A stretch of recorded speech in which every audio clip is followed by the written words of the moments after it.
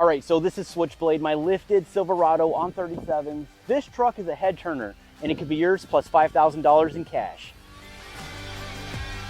And here's the best part, every dollar that you spend at truckmasterdiesel.com gets you guys 50 times entries to win. We sell thousands of truck parts to take your ride to the next level. But don't wait, shop now, stack those entries, and who knows, this truck could be sitting in your driveway.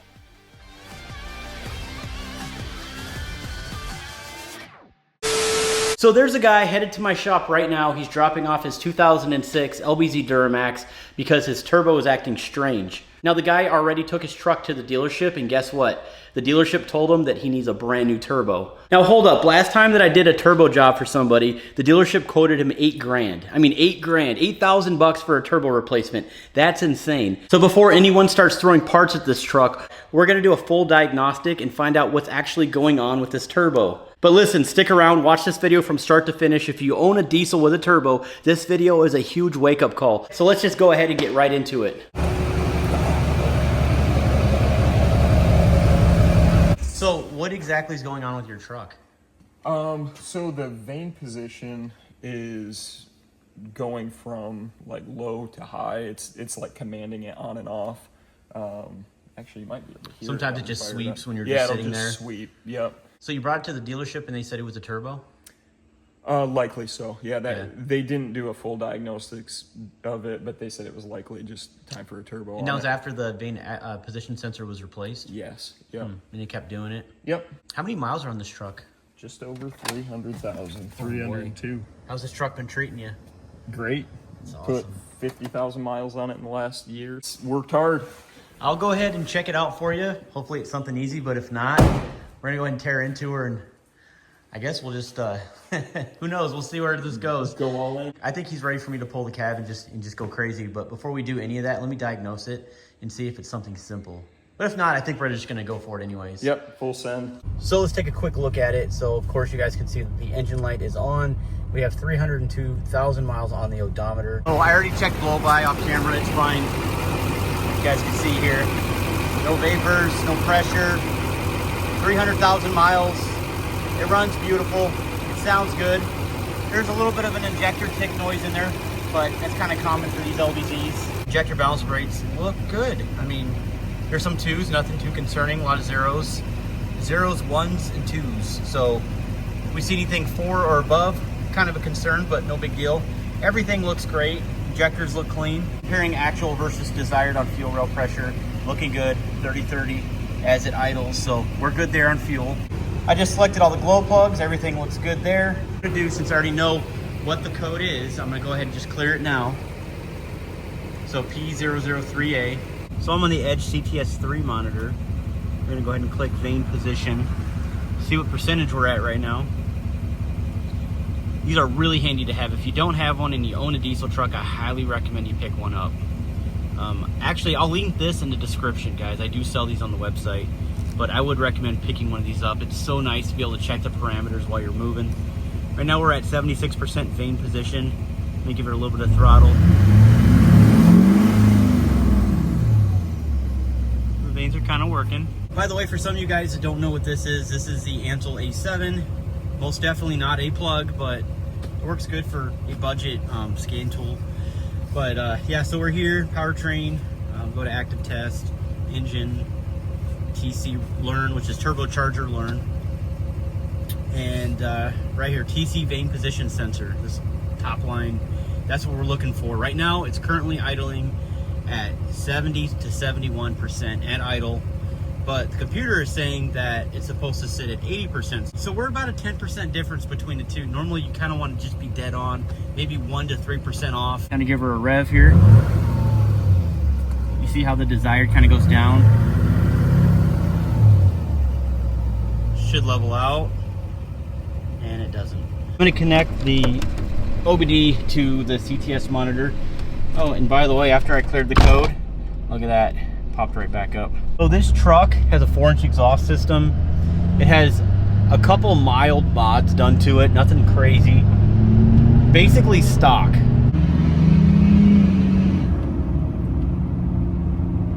mean, it's got some power, don't get me wrong, but there's something clearly wrong with this truck.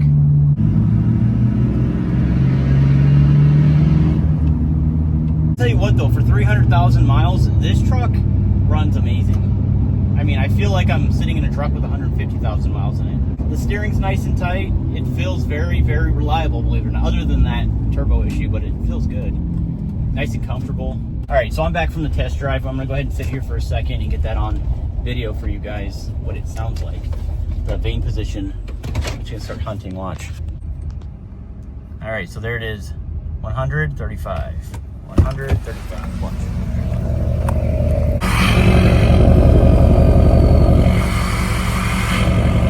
Yep, it's gonna just keep doing that.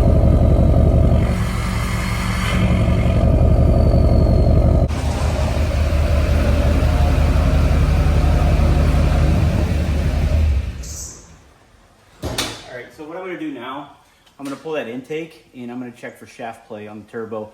I believe they said the dealership already did that, but I personally want to check it because, I mean, who knows, you know? That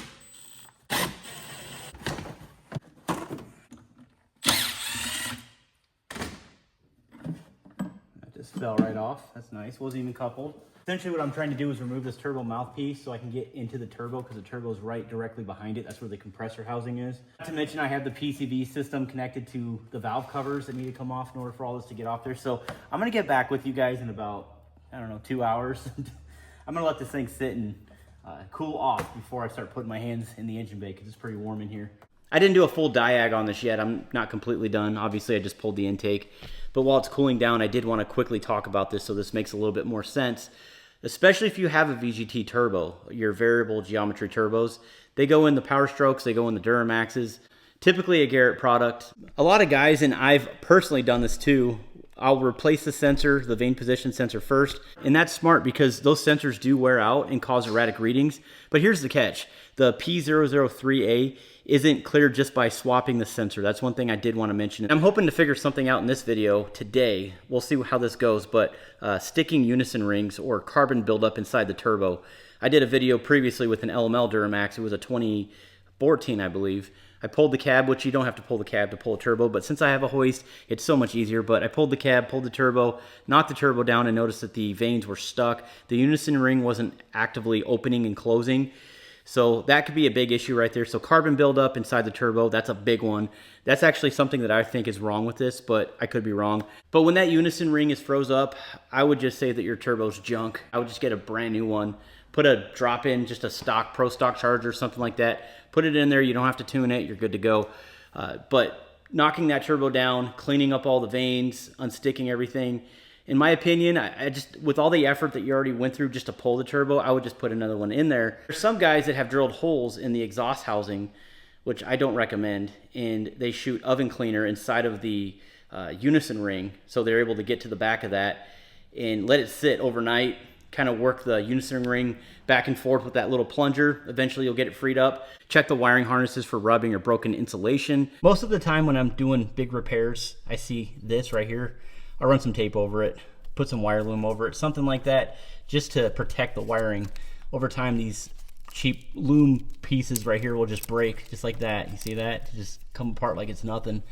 And any wires that are chafed could cause that problem as well. And using a decent scan tool like the Ansel A7 that I was using, go into the bi-directional controls and run the turbo vane actuator test. I know I showed that to you guys, but the actual vane position should follow the command smoothly. If it's jerky or laggy, you might have sticking vanes or an actuator problem, which I think it's both. I really do. And the way that works is with a good scan tool. You guys could use a Tech 2. You guys could use the Zeus Snap-on. Those do it as well. Have a special functions in your scan tool. If you don't have the turbo charger relearn procedure function in there, you can download it on there. But if you do have it, it's very handy. Now, if you don't have a scan tool, the other way of doing that is to simply just cycle that key, guys. Cycle it a few times, maybe 3 or 4 times within 90 seconds or so, and it should relearn it without using a scan tool. But the best way to do that is to use a scan tool. I would highly recommend that if you do put a turbo in your diesel truck, bring it to the dealership, bring it to a repair shop, pay the, it's stupid, but pay the $75 it is for them to plug in their tool to perform a relearn. You'll thank yourself later and you don't have to spend a crazy amount of money on a scan tool. And as you guys saw there, they were off by 10%, which is not good because 10% or more is kind of the rule. So it's time to inspect the turbo and the unison ring, and that's what we're gonna do in this video. I think that's what we need to do. As a matter of fact, the guy already bought a turbo from my website, so I'm already committed. This is gonna happen. This is gonna be an exciting series.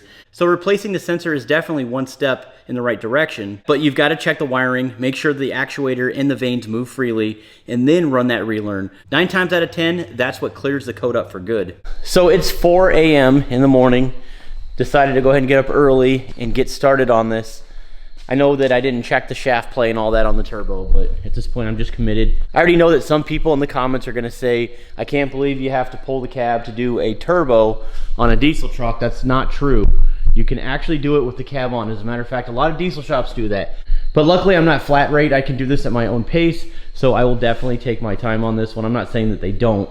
I'm just saying that I've pulled a lot of cabs in my day. I think this cab will go up in about 2 hours. But I think what we really want to see is what's actually going on with this turbo. So we're going to tear this turbo apart as well. I'm going to yank it out of here. All right, so before I pull this truck up to the hoist, I usually just get underneath there and start pulling the cab bolts now. And this is a Michigan truck. So if a cab bolt spins on me, I'm gonna have a bad day. So let's see if these actually come out.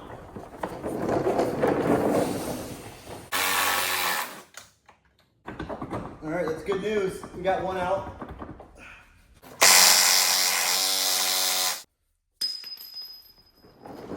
Exactly what I didn't want. So yeah, that would be cab bolt number 1. Cab bolt number 2. Just gonna keep spinning. It's not coming out.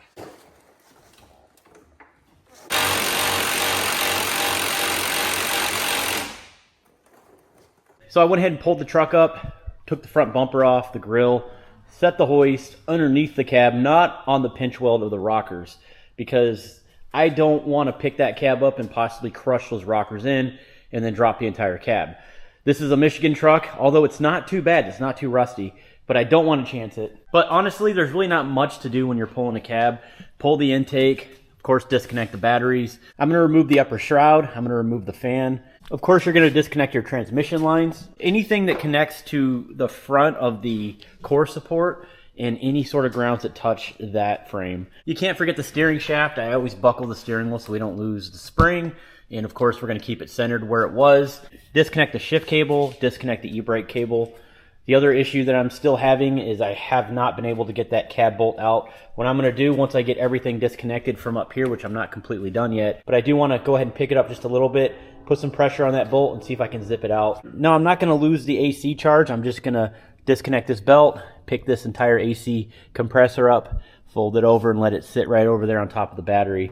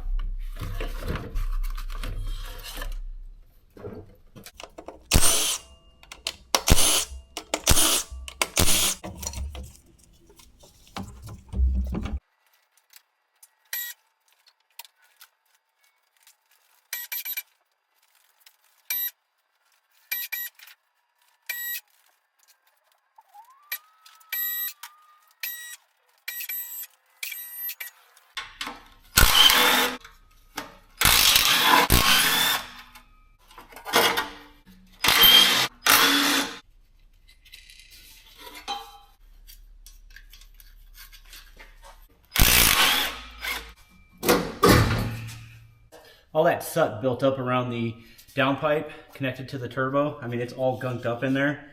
I would have fought that for hours. I mean, it took me about 3 hours to pull the cab because I was messing with that stupid bolt, you know, that spun on me in the middle of the cab.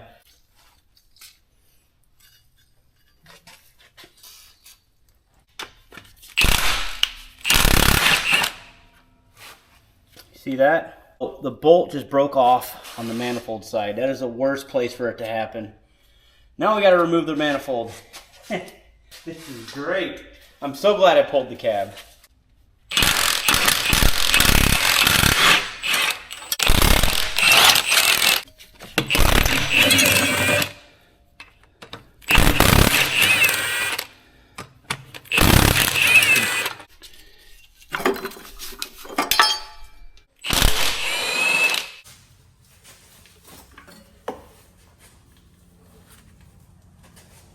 right, so at this point, I'm gonna go ahead and crack this baby open.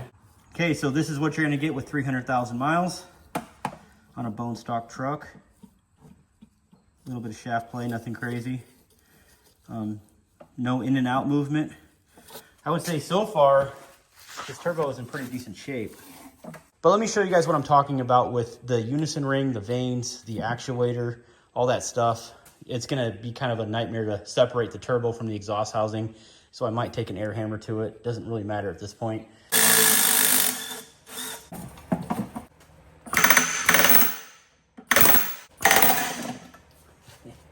That worked out.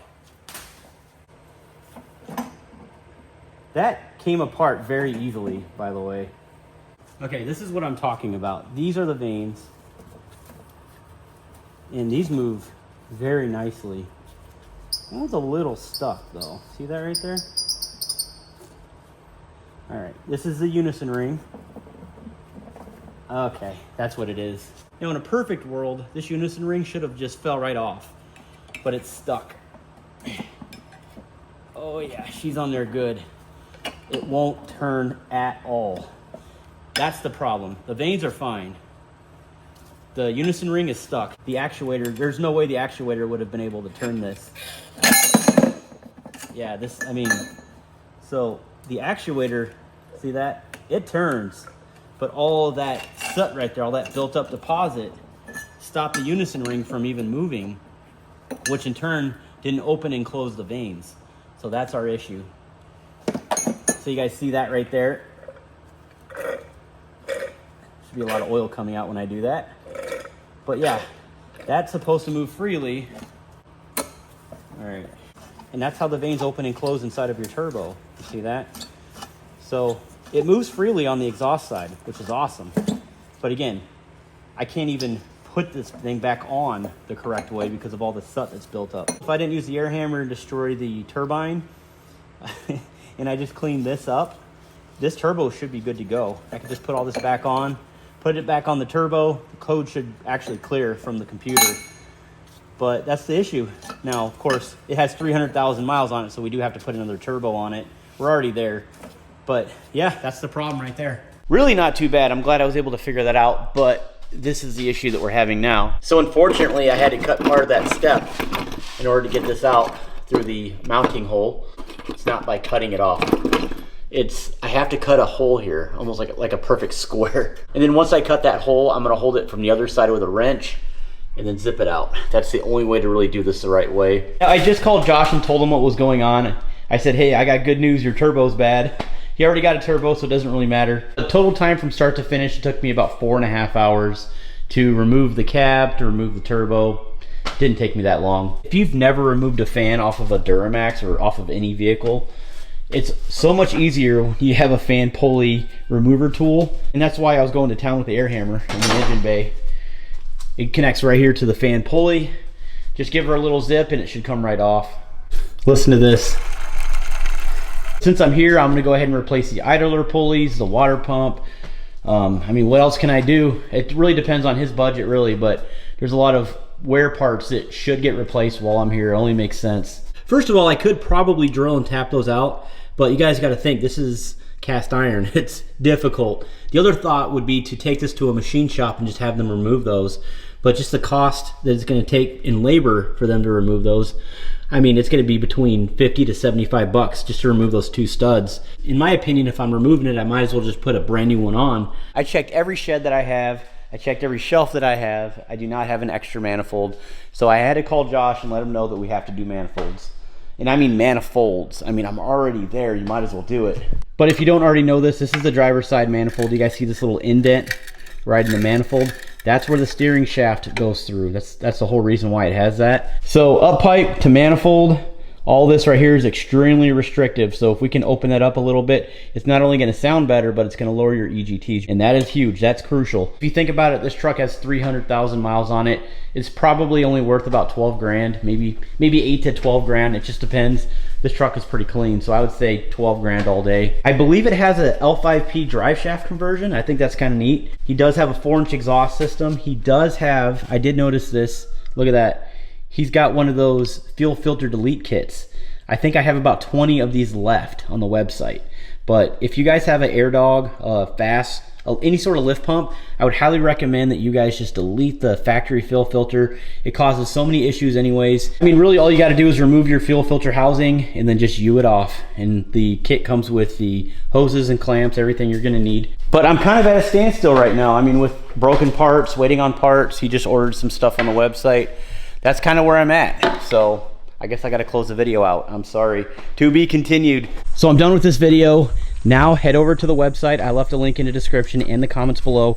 Get entered into win Switchblade. It's going to be really, really awesome to give this truck away. But that's it for now. I'm truly blessed to make videos, share the knowledge with you guys. Thank you so much for watching, your support, everything. We'll see you on the next one. Stay tuned.